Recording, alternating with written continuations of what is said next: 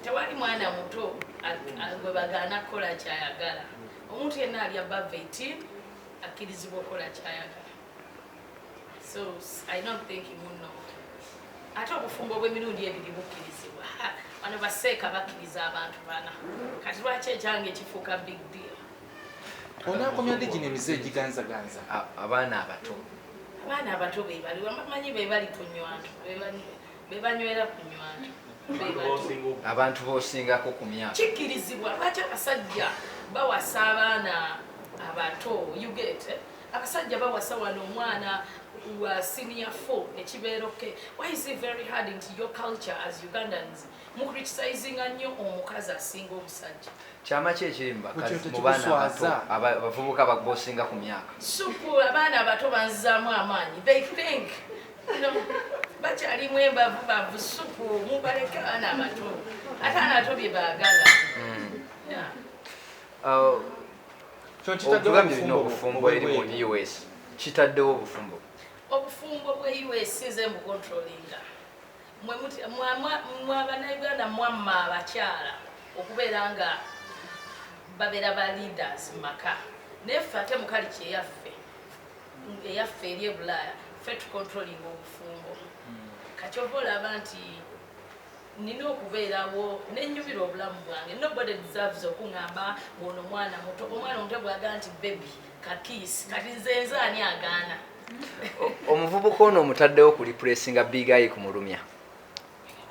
Ate kati oyo tekulumya ebintu twatuka ne tumuvinga forward tuli mu 2021 ebintu byonyumyako bibiri eri nga situnaana kutandika kwewandiisa ndagamuntu. Tali wafi na kumwogerako ono mwana muto nnyo mwana muyiiya. Omusanze otya? Muwomu mukunku mufukale tatidde tamalemu mirundi badde nsaba onziriremukko katono. Omwana muki? Omwana musanze ntya? Omwana mulungi bambi alina empisa. Ku gganda ly'abasajja liwaakaagala omugeraageranya kwange. Ate egganda ly'abasajja gwomanyi bameka. Nga kwotwalidde ne Jacob omutuuze. Omwana alina empisa mulungi. Muwomu. Mukumuufu.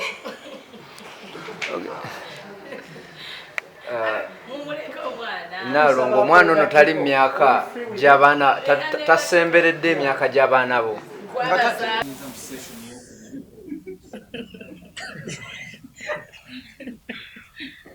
Abatulaba balyagadde okumanya musisinkana mutya? Tusinkana mu mbeera yonna. Abantu basinkana mu mbeera yonna. Tuli ba mukwano. We are good friends. Waligizeeko bw'otudde muzero omukono? Tewali kiriwo. Abantu balaba empeta ziri bbiri. Twagala kumanya eya junior yeriwa eya junior ejja.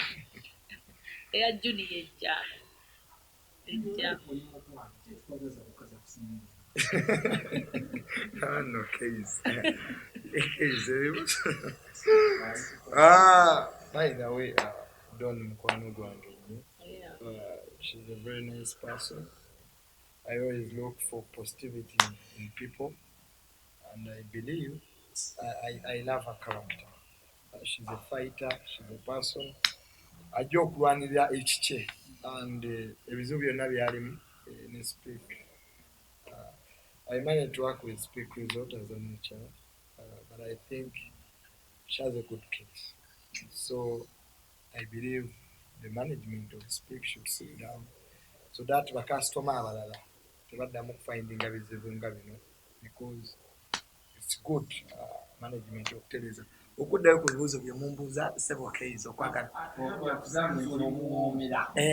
mukola It's soft. Okuwooma omuntu agamba gundi oyo kitegeeza ebintu omuntu ayambala gomesi n'ogamba egundi ampoomedde oyo. No, like okuwoomerwa kitegeeza ebintu bingi. Mukwano gwange, you know, is a person gw'otuukirira kwegamba kale akwanguyiza nsonga ekitegeera Shiba yashibanga binaaba bya lulala. Ujja kuwayo kikawo yakujjo n'akuwolereza mumpuleza gyaweza ekanga kuyakuta erimu ng'abayayingana olw'okuba nti nga kyakulamu nga batanda abalala balooya basoma abafuta n'abasawo.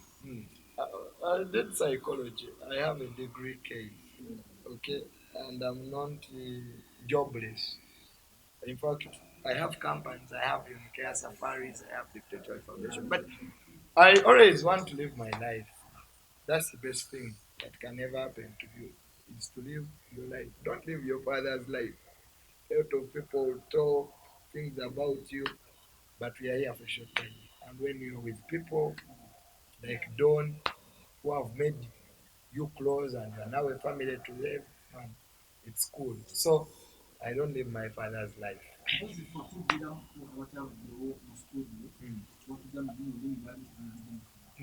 That's an American peg. Mwagirabye musobola okuddayo ne mulaba ebifaananyi ebyo case mwagirabye American peg. Saagala abaana muboonoona, abaana tebannadda ku masomero. Mwagirabye. Ekibuuzo kyange tokizzeemu bulungi. Owasooka kwepikira Shiba kati olina Don. Shiba omutuddeko. Don mukwano gwange tukitereeze. Shiba nali nemulinako crash ne mu meeting. Byonna ebyabaawo saagala byogera mu mawulire. So goyinza okitwala nti namuvaako naye saagala kudiscussinga life y'abantu eri private. Ekifaananyi ekyo kivuddeo kyenamuzzemu ng'ebiremu by'abakyala. Tetubalinaako buzibu kubanga tekiri mu constitution nti okumwegera omukyala bakusiba. Oba tobbye zanzige oba tobbye bulunkalu. So kibaawo just because our society bwetyo bweri, they want to judge people ng'ate bakola ebibi okusinga ate abalala bye bakola. So basically picking onwegedde nsobola okumwegera mukwano gwange kisinzira relationship gye muyina. Junior muntu asobookera ku makya n'agamba nti oyagala kumulaba omuntu wakabi. Kyabansuubire kino tokikoze kubeera wakabiringako. Babasinga amaanyi ku media mu Uganda. Bw'ogatta views za taata wange si kwewaana nange. We are one of the best brands in media. So honestly, I'm not in that caliber of people. But them nationality platform. In fact, bino ebyaddewo munene. Wa waggulu nakubirako n'okunkubirako entwayam. So, boss, nazaalibwa ndi celebrity. Yes, but omuntu ayitogera kwafuna kigambo mukozi esinga efunye. Kituufu. Tetwakubako kirayiro kya busiraamu.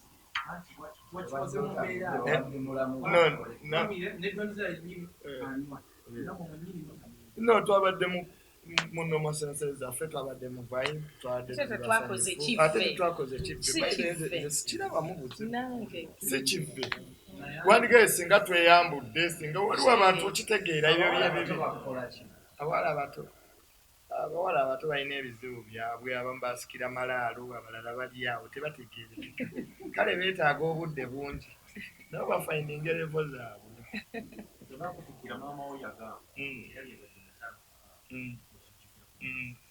Naye mukulu ki gwe nnina?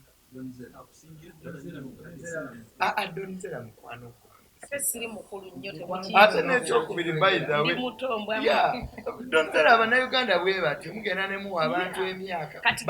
Mukazi wa Governor Est muyite tutya? Abalete birth certificate. Gwakola emulago gwazaalisa kati gamba byonna biri awo just bantu kuteekawo mikwano gyo n'ogenda ginywekera Donzera. Ndi special. Don ali special. Yeah. Because tulina relationship eyo. Omanyi kisinzira oyinza okubeera ne tatone nga si mukwano gwo. Aye n'obeera ne bakyapirivu maani nga bakwano gwo. Ng'obasanga ne mwebongako, so kisinzira relationship gye mulina how close.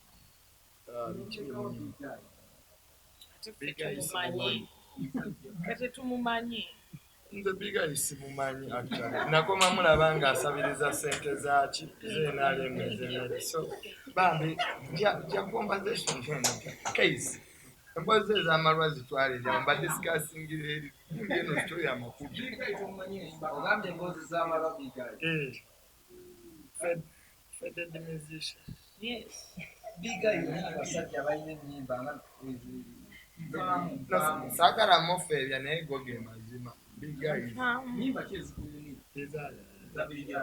Tetuzimanyi. Simumanyi ate nimba muwunya. Tugamba kino bigayi yali abba amakulu ono. Naye Sigimanyi ye kabibabuulire. Tusigale nnyo ku mulamwa gwa poliisi. totidde kulangira kubba bintu byanjawulo. Tusigale nnyo ku mulamwa gwa poliisi. Anti kati yo jjamu Bigayi zimumanyi. Bigayi mweyo tayo.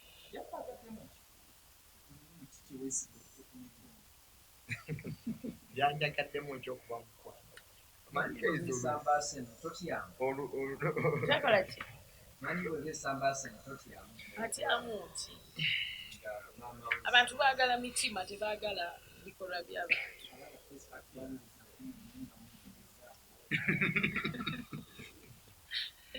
Twekebeza dda.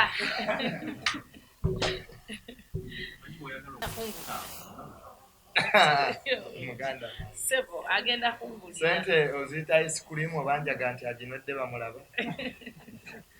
Alemeramu obwavu. Gw'ozijja kazinga ki? Anje batanakikulu. Omusajja mukozi. Nze ndi musajja mukozi. Nina kampani yange ya Unicare Safaris ya tourism. Ate ndi omu ku basajja abamanyi mu National Unity Platform. Bafanda be nnina nga nabakuwaddemu olunaku lumu. Oyinza obutaddamu kukwata ssimu yo tekino yange.